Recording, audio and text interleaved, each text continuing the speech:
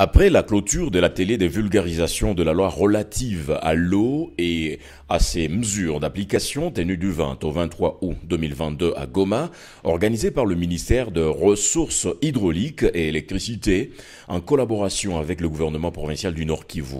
La délégation du ministère des Ressources hydrauliques et électricité, conduite par Madame Alphonsine Kaindo Bwakianakazi, chef de division au secrétariat général aux ressources hydrauliques et électricité à Kinshasa, a procédé ce mercredi 24 août à l'échange avec les cadres et agents de la division provinciale pour s'imprégner du bon déroulement des activités au sein de ces services étatiques.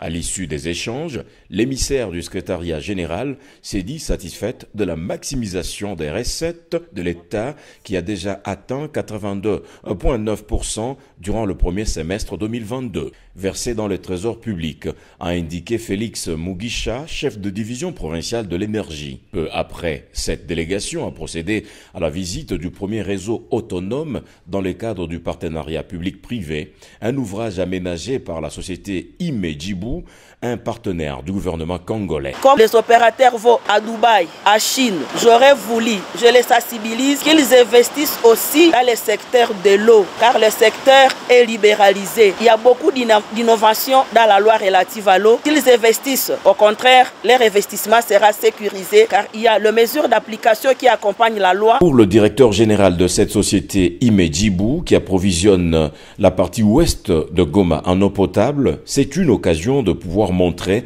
le travail abattu depuis la libéralisation du secteur de l'eau. Ceux-là qui doutent encore n'ont qu'à venir à Goma et nous rencontrer et s'enquérir de notre expérience parce que nous sommes un exemple palpable dans le secteur de l'eau parce que nous travaillons dans l'ouest de la ville de Goma et la régie des eaux est au niveau du centre mais aussi à l'est de la ville. C'est-à-dire que la ville, pratiquement dans la ville de Goma aujourd'hui, il y a des opérateurs du secteur de l'eau.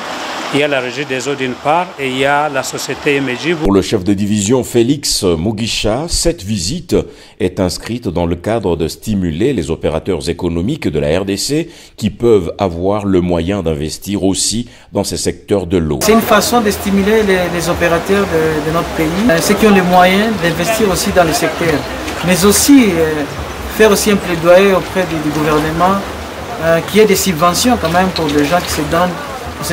Notons que cet atelier a connu la participation des différents partenaires, des organisations internationales, des ETD, des ONG locales œuvrant dans le secteur, ainsi que l'autorité provinciale.